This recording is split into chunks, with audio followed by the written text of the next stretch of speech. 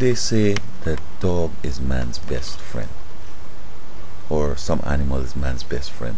How on earth this ever happened? I know that the RCMP in Canada introduced dogs to tracking criminals and so on, and dogs dial 911. Dog left the owner lying in the snow hurt and gone and get help and so on. And there might be a natural way if you want to say, wow, and so on. And when you become weird, etc., people shun you. You have a little dog that may be out there barking at you and so on. And this thing is becoming so weird now that even psychologists, you have psychics, you have therapists, you have counselors for dogs. They want to know how dogs dream, what the dreams are about. Hey, me getting a piece of bone from outside the road or some dead something to eat. Hello, that might be the dream. Or they want to bite you up, eat your kids or something. And so ancient civilizations seem to, at the zenith of their power, tend to come to the place where they either out of touch or become so bizarre or whatever that they can't enjoy or initiate or appreciate or have human interaction relationship.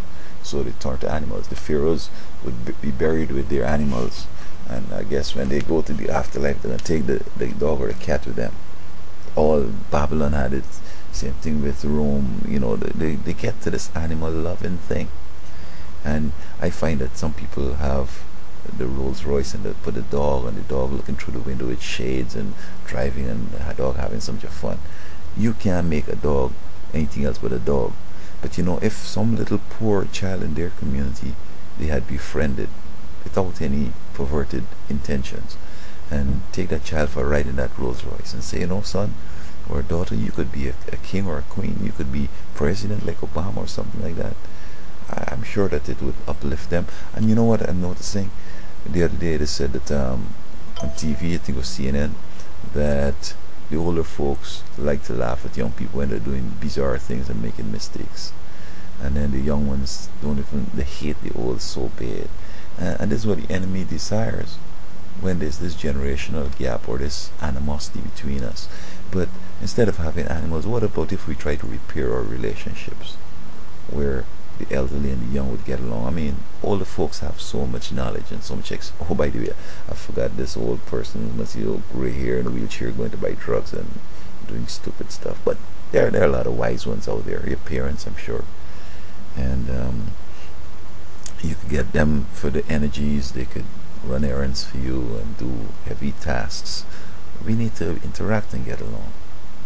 But most of all, people fail to remember that when the dog dialed 911 or scared off the burglar or left you in the snowbank and went and got some help, it's not the dog of himself. It's God who led this dog. Because if you remember the ark, God rounded up 7 pairs of clean animals and 1 pair of the unclean animals.